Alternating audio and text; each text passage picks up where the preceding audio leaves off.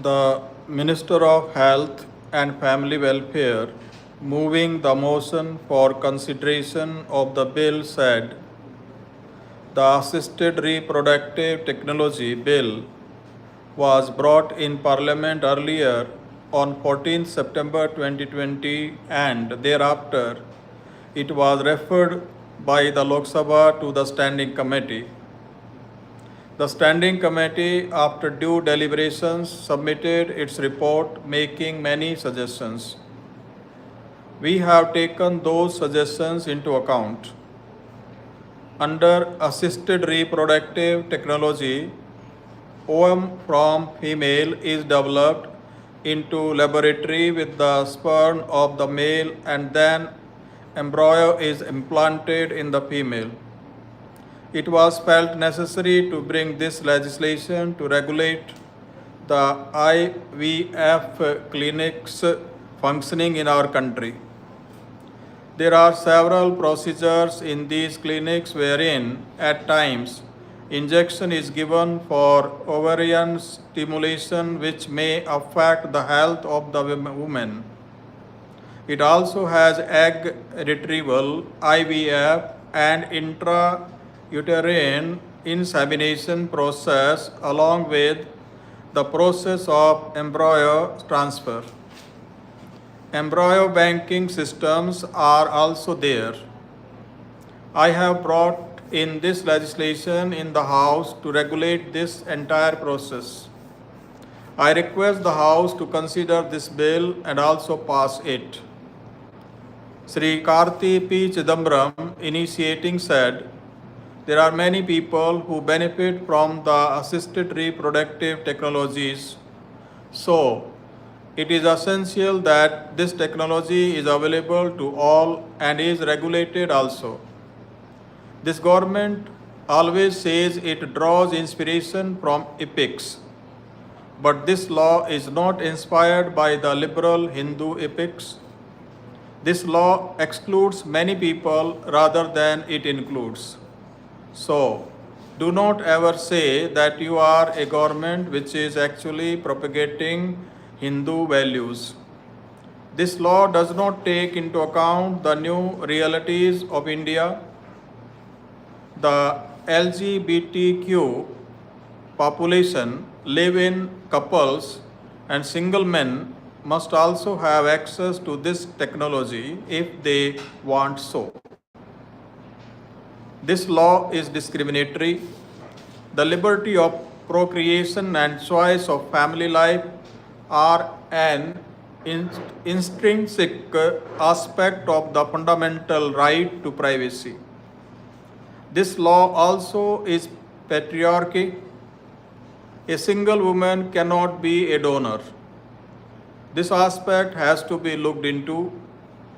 There is something which is very troubling in this law. The minister should address as to why these specific diseases which they want to prevent have not been defined and left a very gaping hole there. The surrogacy bill was passed in this House without a debate. That bill is still pending in the Rajya Sabha, but this bill says that there is going to be an oversight board which will draw its powers from the Surrogacy Act. There are many conflicts between these two laws. A child born through a donor after the age of 18 might be curious to find out who the father is. That right is not given here. I accept that there is a privacy right of the donor. There must be some sensitivity in this.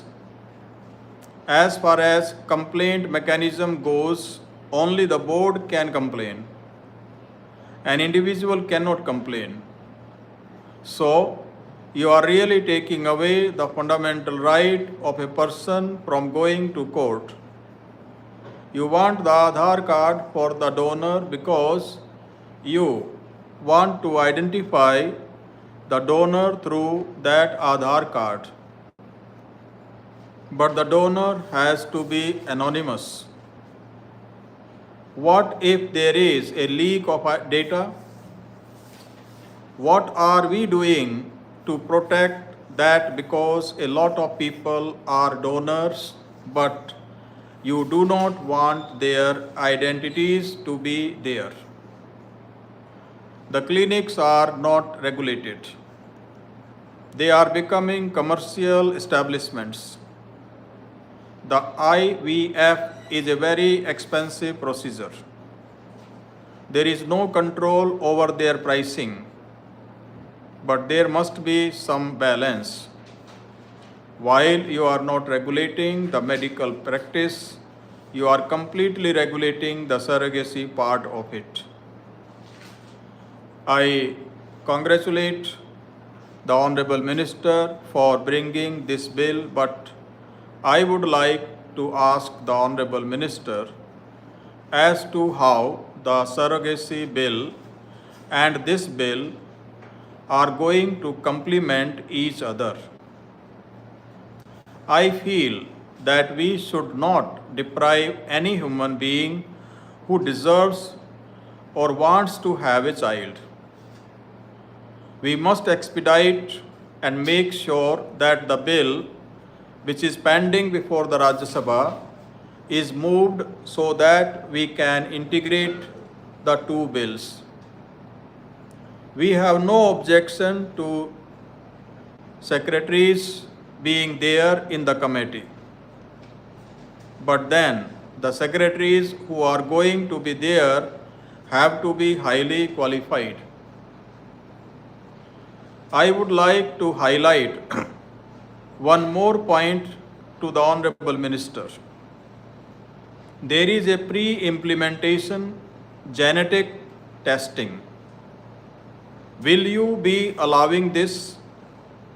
The technical part of pre-implementation genetic testing is that this is not for sex determination, but it is for disease determination. So, what is the government line on this? This bill seems to be silent on disease control.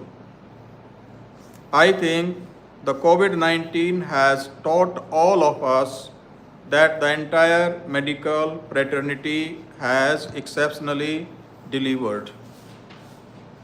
The doctors are not criminals.